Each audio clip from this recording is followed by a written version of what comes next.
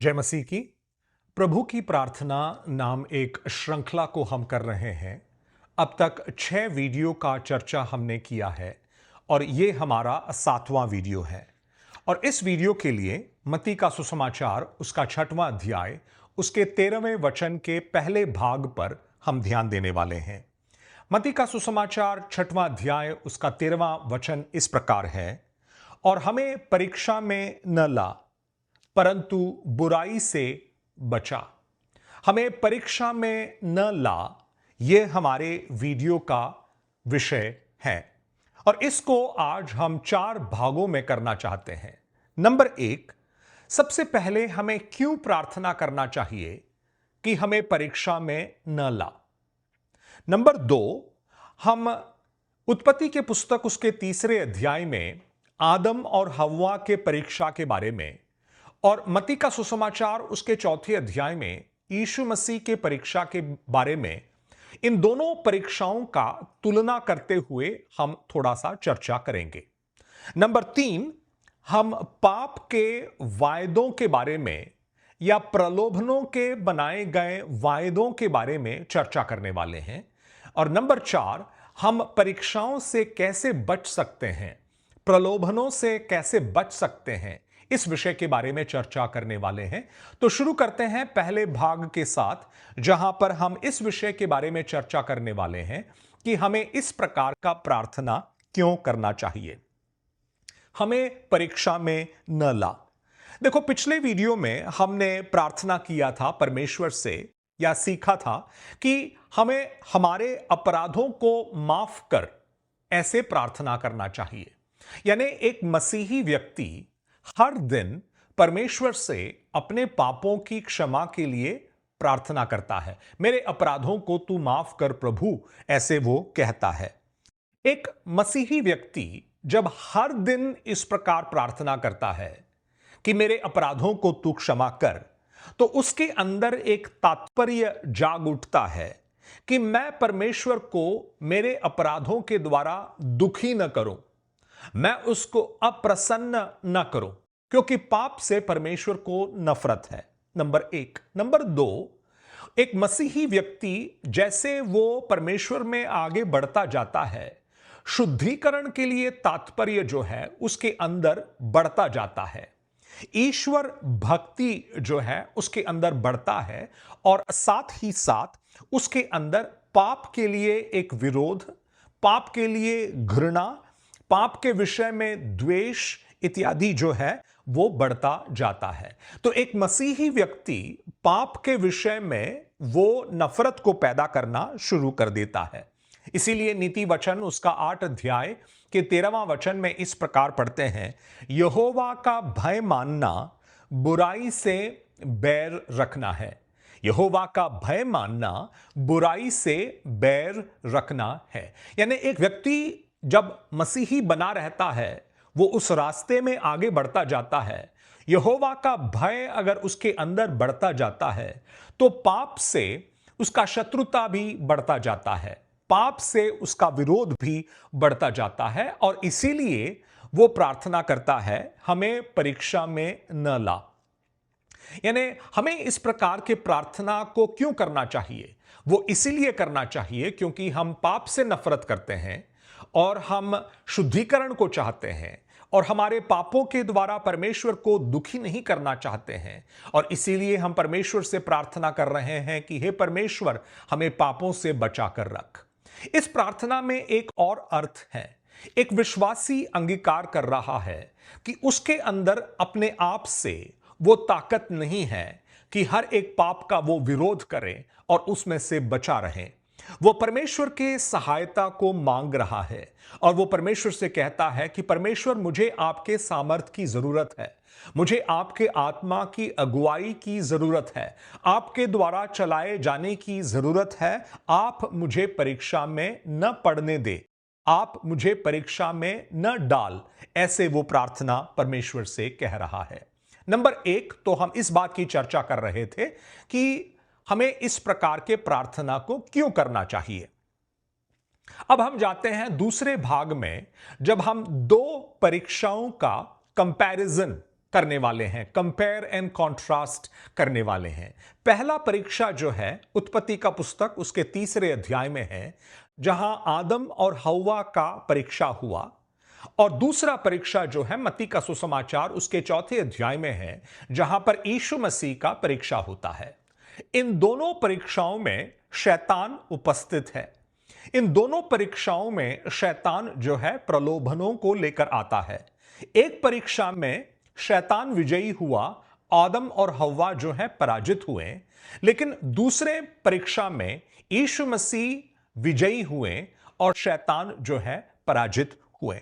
अब इन दोनों परीक्षाओं में 3 बातों को मैं देख सकता हूं।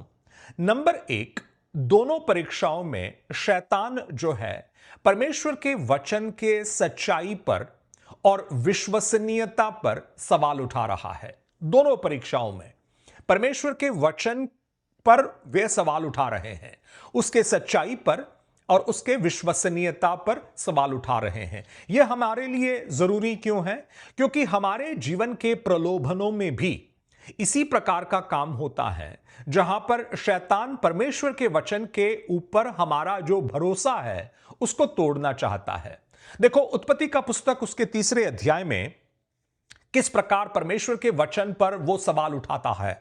शैतान कहता है कि क्या सचमुच में परमेश्वर ने कहा कि तुम्हें इस फल में से नहीं खाना चाहिए? देखो, परमेश्वर के दिए गए वचनों पर वे संदेह को उत्पन्न करा रहे हैं, उसके विश्वसनीयता पर, उसके सच्चाई पर सवाल उठा रहा है, और इस प्रकार आदम और हव्वा को वे प्रलोभित कर रहे हैं।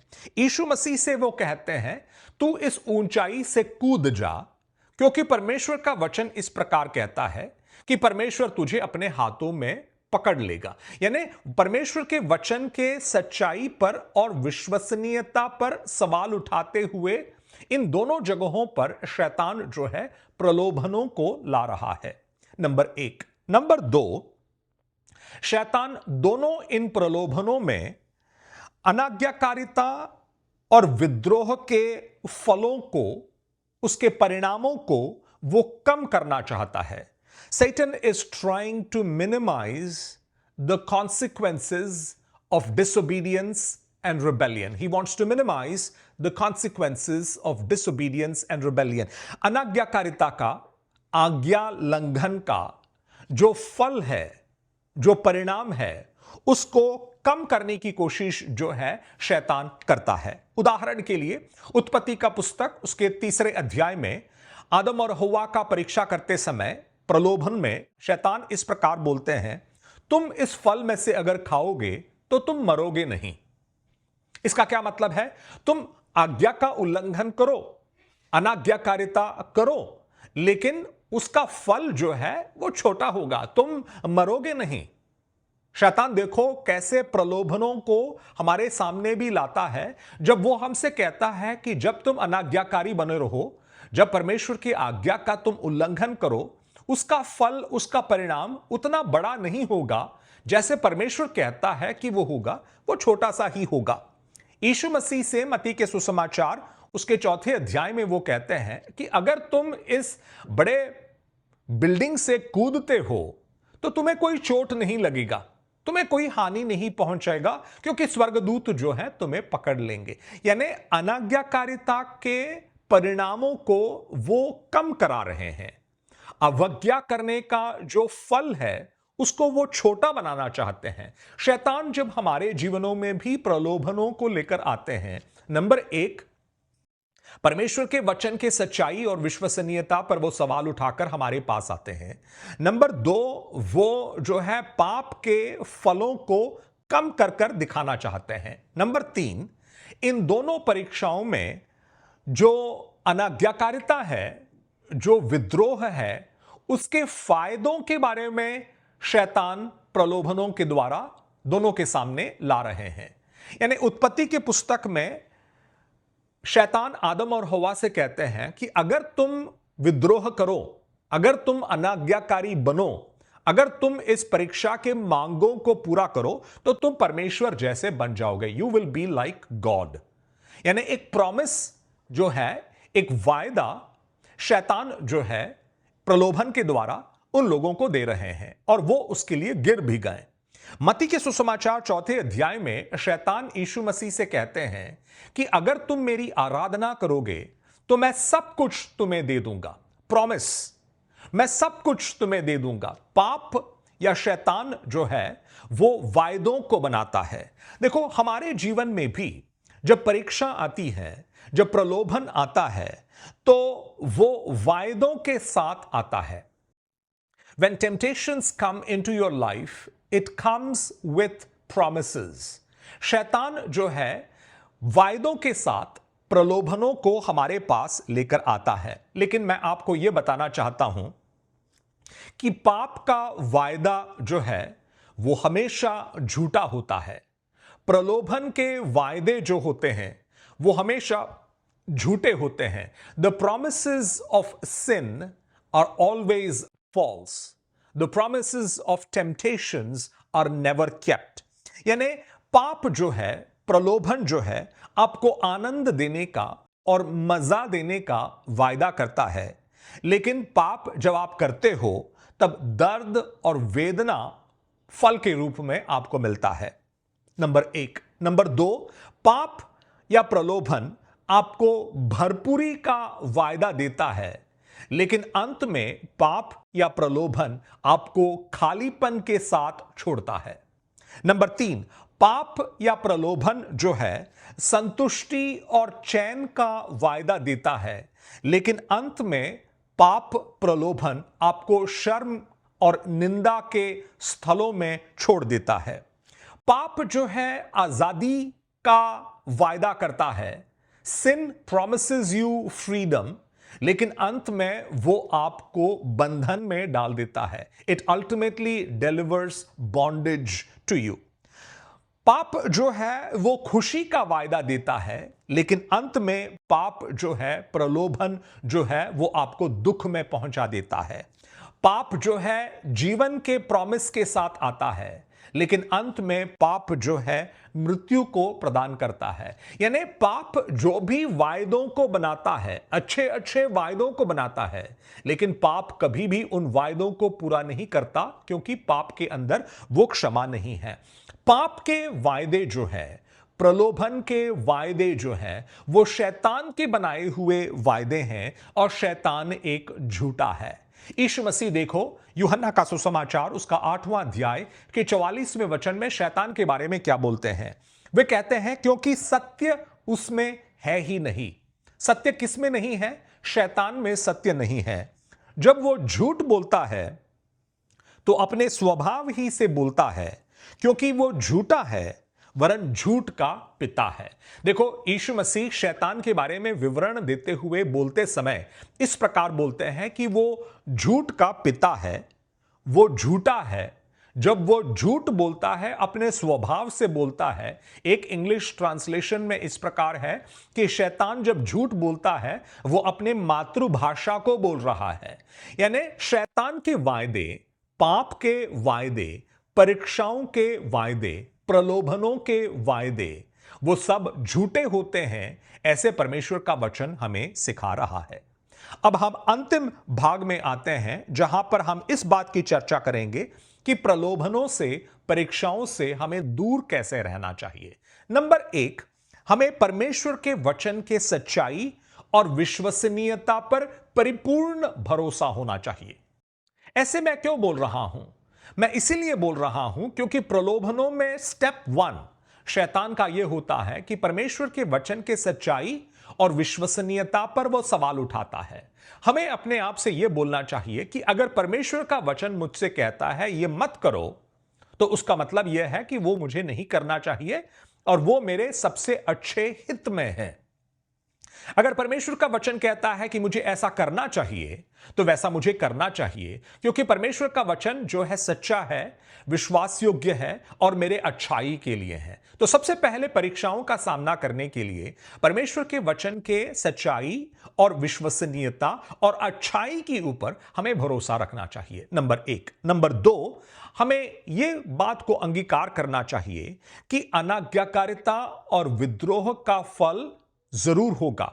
शैतान उन फलों को छोटा बनाना चाहता है, लेकिन हम परमेश्वर के वचन के अनुसार जानते हैं कि विरोध करने का, परमेश्वर का विरोध में बलवा करने का, अनाज्ञाकारी बना रहने का जरूर बड़ा जो है दुष्फल होगा। इस बात को हमें जानना चाहिए। बाइबल के अंदर से मैं कई उदाहरणों को ला सकता हूं जहां पर किसी ने परमेश्वर के विरोध में बलवा किया और बड़े बड़े पापों का दुष्फल को उसे अपने जीवन में अनुभव करना चाहा, लेकिन अब उसके लिए समय मैं नहीं लेना चाहता हूं। नंबर 3, परीक्षा से बचे रहने के लिए आपको और मुझको इस बात को समझना जरूरी है कि पाप अपने वायदों को कभी पूरा नहीं करता। We have to know that sin never keeps its promises.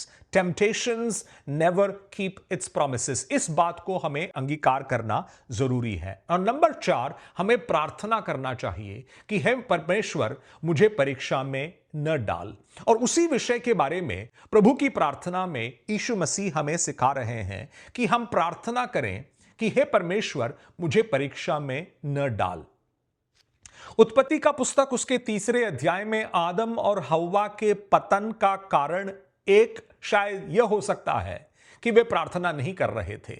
लेकिन यीशु मसीह की परीक्षा जब मत्ती का सुसमाचार 4 अध्याय में हो रहा है, यीशु मसीह उपवास और प्रार्थना के बीच में थे।